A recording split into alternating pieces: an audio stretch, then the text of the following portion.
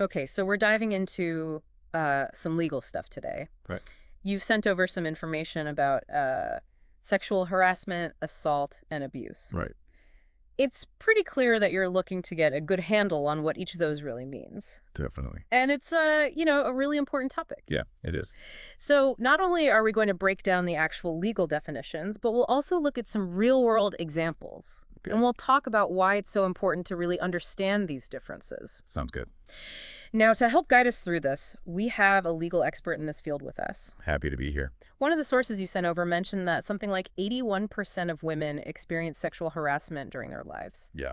That number's huge. So It is. what exactly is sexual harassment? Well, harassment is kind of a broad term. Got it. It covers a lot, like unwelcome sexual advances, requests for sexual favors, Okay. and other verbal or physical harassment. But it all has to be of a sexual nature, Got it. So it's not just limited to physical acts. right? It could be a lot of things. Like what? Well, unwelcome comments, jokes, gestures, even things like displaying sexually suggestive pictures or whatever. Okay. Any of that stuff can make a hostile work environment, and you don't even need physical contact for it to be harassment. I see. One term that I've always found kind of unsettling is this quid pro quo harassment. Okay? Can you break down what that means, especially in a professional setting? Sure. Quid pro quo basically means this for that. Okay. So, like, if someone's in a position of power, like a boss, Yeah. they might demand sexual favors in exchange for something work-related, Okay. like a promotion or raise, or even just to keep your job. Wow. Yeah. So it's almost like they're holding their employees' livelihood hostage just for their own personal gain. Exactly. Were there any cases in the material that really showed this? Yeah, actually, there was one about a professor who implied that a student would get better grades if they went on a date. Oh. It wasn't even explicitly stated, but that kind of abuse of power is a clear violation. Right. It really shows how important it is to have clear policies and ways to report this stuff in any organization. For sure, so that everyone feels safe. Exactly. It seems like those power dynamics can make it really hard to know what's acceptable. Absolutely. And, harassment can be verbal or non-physical. Right. But let's look at sexual assault now, Okay. which really focuses on physical acts of a sexual nature Yeah. that happen without consent. So we're talking about things like unwanted touching or kissing or groping. Yep, all of that. Okay. The most important thing here is consent, meaning that someone agrees to the sexual activity, Okay. and they're doing it freely and enthusiastically. Got it. You can't force someone or pressure them or manipulate them into it. Right. And if someone's drunk or unconscious or asleep, they can't give consent. That's a really good point about consent. Yeah. I feel like a lot of people have the wrong idea about it. What would you say to someone who's struggling to understand the nuances of consent? Well, the main thing to remember is that consent needs to be clear and ongoing, Okay. and it needs to be freely given. Even if someone initially consents, they can change their mind at any point. Right. It's about respecting boundaries and choices. Yeah. I mean, it sounds like those power imbalances that we talked about earlier can make it even more complicated. For sure. Like to figure out if consent was really freely given. Absolutely. Yeah, for example, if a boss is hitting on an employee, Yeah. it's really hard to know if there was real consent there. That makes sense. Yeah. And that kind of leads us to another sensitive topic, which is sexual abuse. Okay. Tell us more about what makes this category different. So sexual abuse usually refers to sexual acts with children. Okay. And the key thing here is that children can't legally consent to sexual activity. Right. So any sexual activity with a minor, no matter what, is considered abuse. So that's where the idea of an age of consent comes in. Exactly. And it varies by state. But generally, anyone under that age can't legally consent to sexual activity. Got it. And it's important to be clear that abuse doesn't always have to be physical. Oh, okay. So what other forms can it take? Well, it can include showing a child pornography or having sexual conversations with them. I see. It's really important to remember that any sexual activity with a child is a crime, Right. and the consequences are very serious. It's really sad to think about the effect this has on kids. It is. What advice would you give to someone who suspects that abuse is happening, Okay. but they're maybe hesitant to step in? I know that's tough, but it's so important to speak up. Yeah. As adults, we have to protect children. It's better to be safe than sorry. Right. Even if you're not totally sure, you should still report it to the authorities. if you suspect abuse. That's really good advice. Thanks. We've talked about a lot, like harassment, assault, and abuse. Yeah. It seems like the common thread here is that there's no real consent. Yeah. Like it's not freely given. Right. Consent is really important for healthy sexual relationships. Absolutely. And it's something we need to be more open about as a society. I agree. I want to shift gears a bit now Okay. and talk about the impact of actually experiencing this kind of misconduct. Okay. So, experiencing any of these things can have a big impact on the victim. Right. It can be traumatic and isolating. Yeah. Victims often feel all sorts of things like fear and shame and guilt and anger. They might even blame themselves. Yeah, no, definitely. And those feelings can show up in different ways. For sure. Some people might withdraw from social situations. Others might struggle with anxiety or depression. Some might even develop PTSD. Yep. It's important to remember that these are normal reactions to trauma. Absolutely. And getting help is a good thing. Yes, It shows strength and resilience. It does. So let's talk about what resources are available. Okay. What can someone do if they've been through sexual misconduct? Well, first of all, finding support is crucial. Okay. Talk to someone you trust. Could be a friend, family member, therapist, counselor. Yeah. Just having someone listen could be so helpful. Right. Depending on the situation, there may be other things to consider. Okay. Like if it happened at work, you might want to report it to HR or file a complaint with the EEOC. Makes sense. Yeah. What about for assault or abuse? In those cases, you often need to get law enforcement involved. I know that can be hard. Yeah. But it's important to remember that you have the right to seek justice. You can hold the person accountable. It's about taking back your power. Exactly. What other resources are out there for people who have experienced assault or abuse? There are medical professionals who can help. Okay. They can provide care and support and do a forensic exam if you need one. It's really important to get medical attention after an assault for your physical and emotional health. Right. And there are organizations like rape crisis centers. They offer counseling, advocacy, and legal help. That's good to know. It's a relief that there are systems in place to help survivors. Yeah, for sure. The important thing to remember is that there's help out there no matter what you've been through. Yeah. Don't suffer alone. Reaching out is a sign of strength, and it can really help you heal. Okay, before we move on, let's do a quick recap of all these different terms. Sounds good. We started with sexual harassment, which is kind of a general term for unwelcome sexual behavior. Right. It often happens at work or school. Yeah.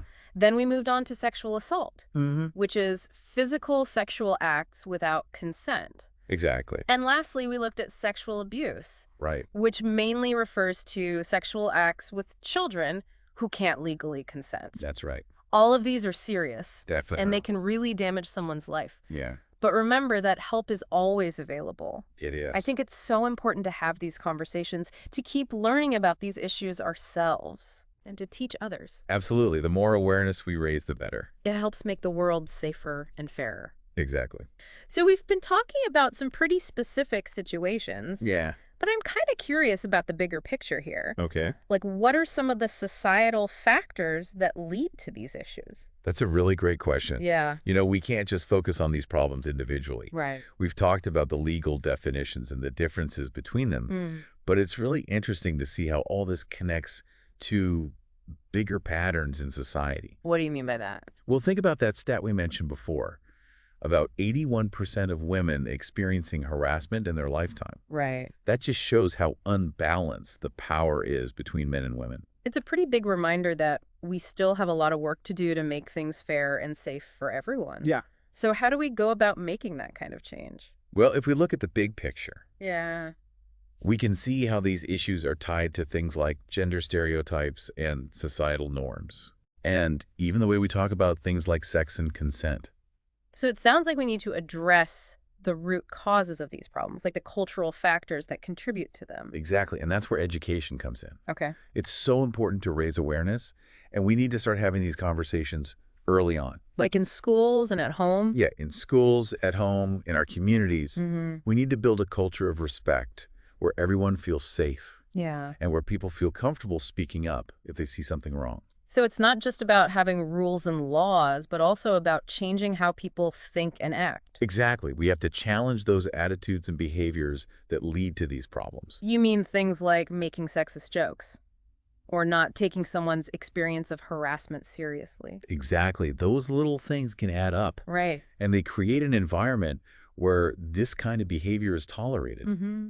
We need a culture where people are held responsible for their actions. Yeah. And where victims are supported and believed. It sounds like this conversation is a good step in that direction. It is. By learning about the differences between harassment, assault, and abuse, and by talking about it openly, Exactly. we can start to change things for the better. Absolutely. This has been really thought-provoking. Yeah. It's helpful to think about the legal stuff, but also how it connects to society as a whole. I agree. It's great to see that you're committed to learning more about these issues. Oh, definitely. Okay, so before we move on, Yeah. let's go over what we've talked about today. Okay. We started by defining sexual harassment, which can include things like unwelcome advances, requests for sexual favors, and other types of verbal or physical harassment that are sexual in nature. Right. And we talked about how harassment can create a hostile environment, even if it's not physical. Exactly. Then we talked about sexual assault, Right. which is specifically about physical acts of a sexual nature without consent. And we really emphasized how important consent is. And how it has to be freely and enthusiastically given. Yeah, and we also talked about situations where someone can't give consent. Right, like if they're drunk or unconscious or asleep. Exactly. And we discussed how power imbalances can make it hard to know if consent was really given freely. For sure. Finally, we talked about sexual abuse, which is mainly about sexual acts with children. Right, who can't legally consent. Yeah, and we talked about the serious legal consequences of abuse. Definitely. So it seems like the main takeaway here is that consent is really at the heart of all these issues, Absolutely. and that we need to create a culture of respect where everyone feels safe and feels like they can speak up. This has been a lot to take in. Yeah, it has. But it's been really helpful. I'm glad. I think it's really important to have these tough conversations. I agree. I want to leave you with one last thought. Okay. Something to think about as you keep learning about this topic. We've talked about education and awareness, but I think it's just as important to focus on prevention. What do you mean by that? I mean, we need to create environments where these things are less likely to happen in the first place. That sounds great. Yeah. But how do we actually do that? It's not simple, but it starts with things like promoting healthy relationships, Okay. teaching kids about boundaries and consent, and building a culture of respect and equality. I can see how all of that would help create a safer environment. Definitely. And there's actually some research that backs that up. Oh, really? Yeah, in one of the studies you sent, Okay. researchers looked at schools with good sex education programs, the ones that included discussions about consent. Right. And they found a significant decrease in reports of harassment and assault. Wow. That's pretty impressive. It is. It shows how powerful education can be. Yeah, it can really shape how people think and act. That's really encouraging to hear. Yeah. It sounds like these prevention efforts can actually make a real difference. They can. So we're talking about creating a society where everyone feels valued and respected. Exactly. And where we don't tolerate harmful attitudes and behaviors. That's the goal. That's a great goal to work toward. I think so too. So thinking about how to create safer spaces, it makes me think about the role of bystanders. Okay. You know, we've talked about holding people accountable who actually do these things. Right. But what about the people who see it happening? Yeah, that's a great point. Like, what's their responsibility? Bystanders are super important, Okay. both for preventing these things and for dealing with them when they happen. I see. It's not just about holding individuals accountable. It's about making a culture where everyone feels like they can step in Right. when they see something wrong. Yeah. But it can be tough to know what to do in those situations. It can. Like, what advice would you give to someone who wants to help, but maybe they're not sure how? I get it. It's normal to worry about making things worse Yeah. or not knowing what to do. Right. But there are actually a lot of ways to be an active bystander, Okay. even if it seems like a small thing. Like what? Can you give me some examples? Sure. For one thing, you could just speak up. Okay. If you hear someone making a sexist joke or something, Yeah. say something. Don't just let it slide. It might feel awkward, but even just saying, hey, that's not cool, can make a difference. Right. Sometimes those little things can be the most powerful. They can. So what about if you think someone's being harassed or abused? Yeah, well, you can offer support to that person. Okay. Let Yeah. them know you're there for them and you believe them. Sometimes that's all it takes. Yeah. Just having someone listen can be really empowering. That makes sense. It's about showing them that they're not alone. Exactly. But what if you actually see an assault happening? Okay, yeah. That seems like a whole other level of intervention. It is. And in that case, the most important thing is safety. Okay. If you feel safe, you can try to intervene directly or distract the person. But you can always call the police. Right. Your safety and the victim's safety come first. That's really good advice. Thanks. So it sounds like being an active bystander means recognizing that we all have a part to play Yes, in definitely. creating a safer environment. Exactly. It's about sending the message that this behavior isn't okay Right. and that we'll hold people accountable, Yeah. but also that we'll support survivors. This has been an amazing conversation. I'm glad. It's given me so much to think about, Yeah. not just about the legal side of things, Mhm. but also about how I can help create that culture of respect and accountability. That's great to hear. Knowledge is power. It is. The more we understand these issues, the better we can address them and make a difference. I think that's a perfect way to wrap things up. Okay. Thank you so much for joining us and sharing your expertise. It was my pleasure. It's been really eye-opening. Good. And to our listeners, we hope this deep dive has given you a better understanding of the differences between sexual harassment, assault, and abuse. And most importantly, we hope you feel empowered to help create a safer and more just world. Me too. Thanks for joining us on the deep dive. We'll see you next time.